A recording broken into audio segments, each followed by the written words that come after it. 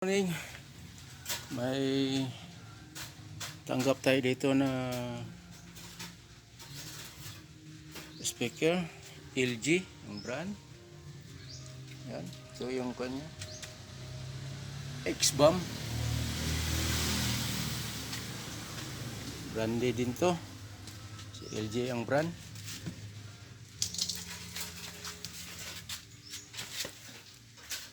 Yan yung model nya. Karaan na din to. Ito concern, wala daw power, hindi na siya mag power. Ito na naman yung solusyon na natin. Walang display dito, walang indicator, naka plug in na yan doon. Ito walang indicator na nakikita.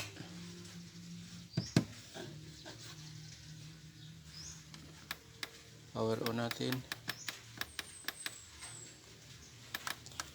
Ang supply nito SMPS, yung supply nito malamang SMPS.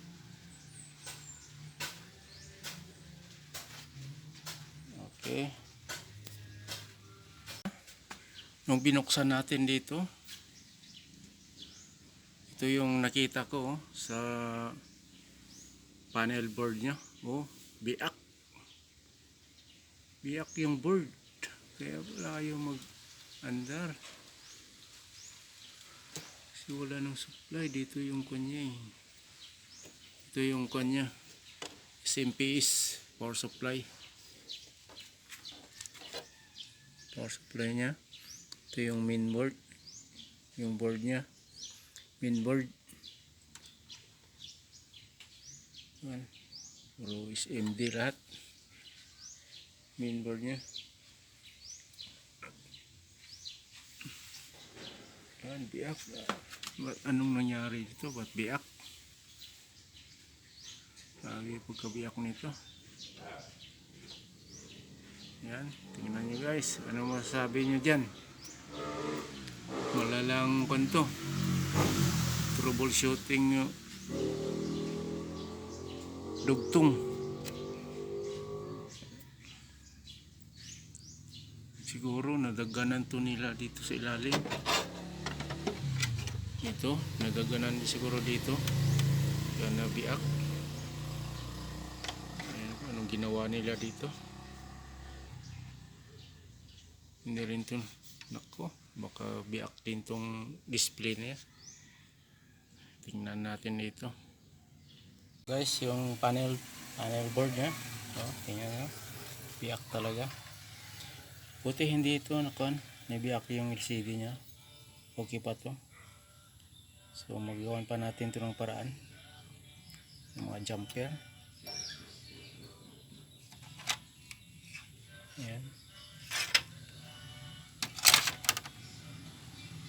yung board. So bigyan natin ito ng solusyon. Ayan, marami pa, linisan natin ito, maganda. Okay,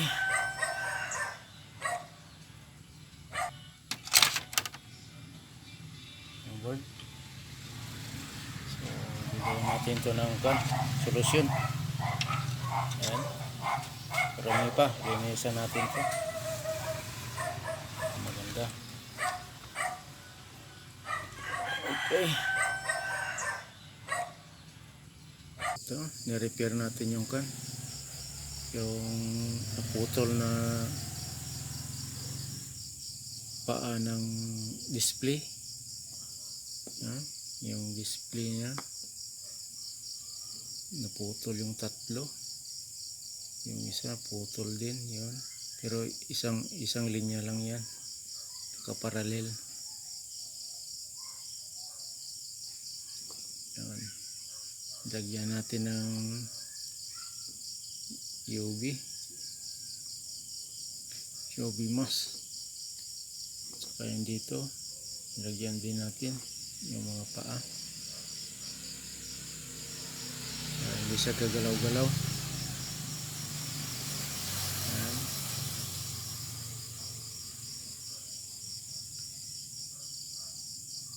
Board na nabiak. Yun, na kon ko na. Narugtong ko na yung mukan. Kailangan lugtong. Yung iba hindi pa. Ito lagyan ko ng support para itong binutasan ko na to. Lagyan ko to ng support para matibay siya. Yan. Binutasan ko siya. Lagyan ko ng kanyan. Yung copper. Solid yung copper. Lagay natin dyan. Para hindi siya mabiak.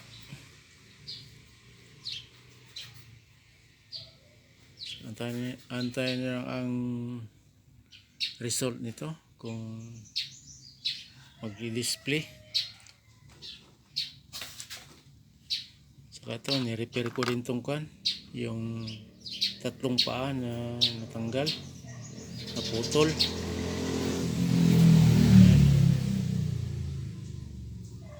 Buti nadugtong pa. Kung hindi nadugtong yan, ako, hirapan tayo nito.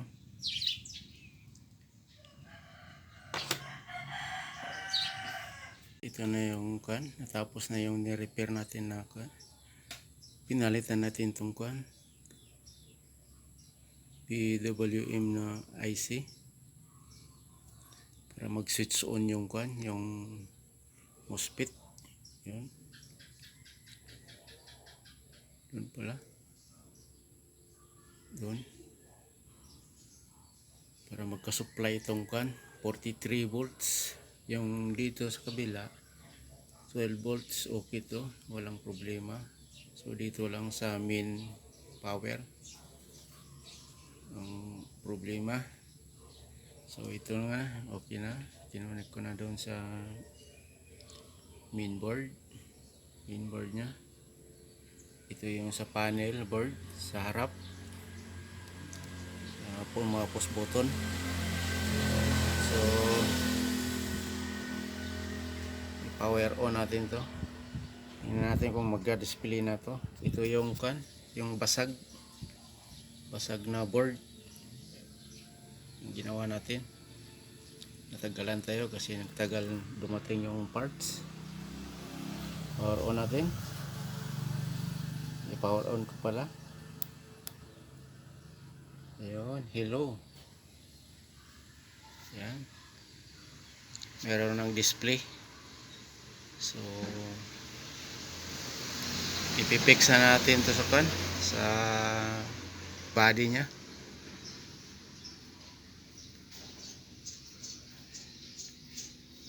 Yan, gumamit tayo ng series valve. Ayun, nakasaksak doon sa kanto, sa outlet. Yung series valve natin para in case na mayroong short circuit, hindi lalaki yung problema. Okay, ito na, ipipix natin to.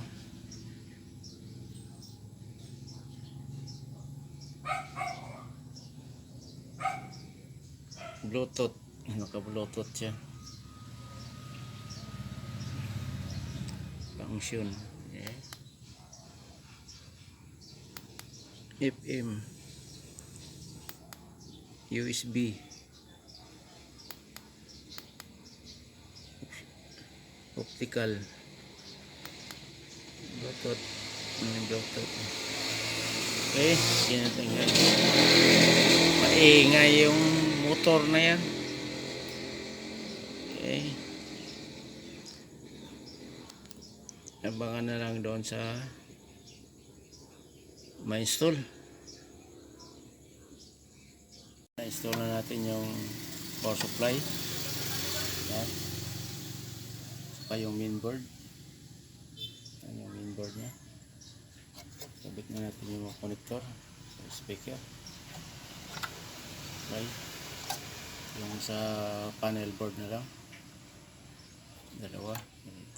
Ito. I-install pa natin dito. Yan. Ito yung power cord nya.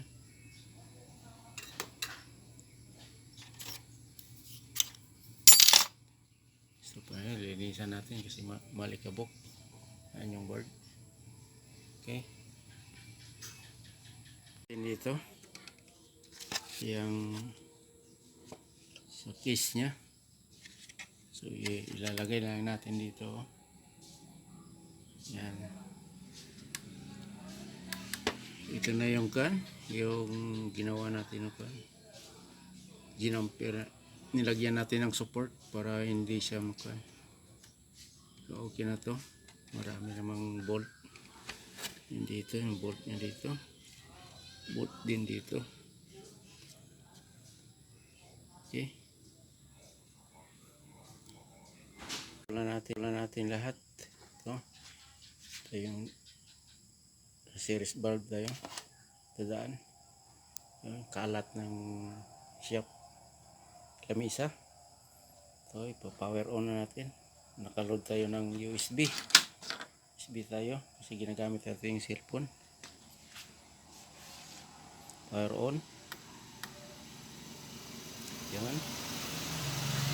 So, ready. I-select natin sa USB support sa USB natin, USB user.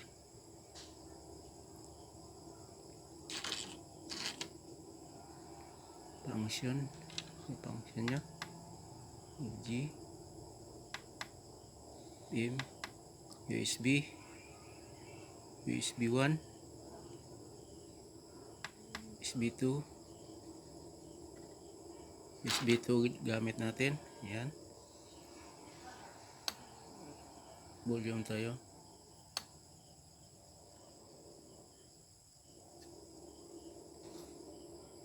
Hindi nagra-run.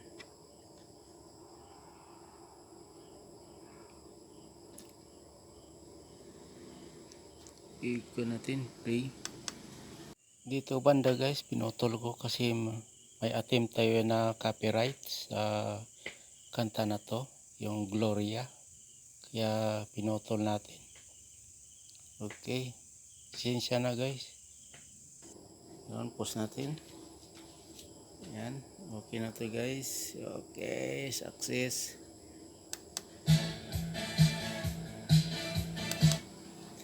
Post natin para hindi makopyright. Okay na to, may DG to, DG chig. Yan na to guys.